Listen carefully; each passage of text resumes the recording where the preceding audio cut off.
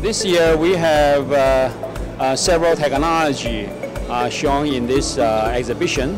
The first one is the polishing and grinding robot cell for metal work.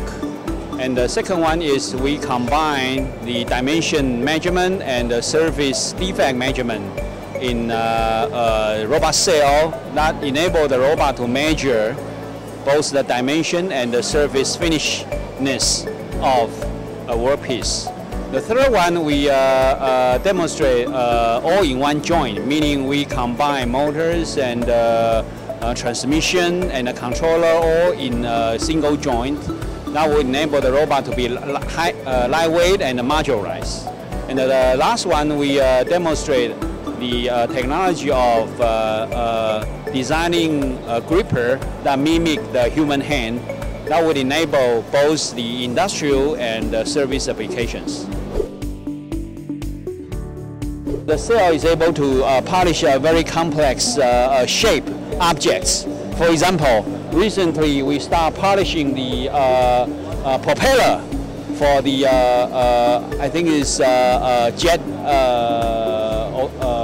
mobile, right? And you can see that if you want to polish the complex shape or even polish the edge to a very thin and very sharp, it requires a very delicate motion of the robot, as well as how to teach the robot to polish the whole workpiece.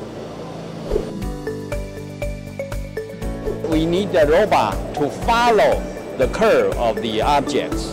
That's why we need to combine the measurement with a robot.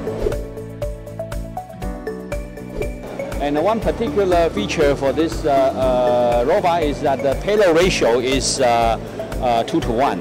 In other words, the whole robot weighs about 12 kilograms, but it is able to lift a 6 kilogram objects.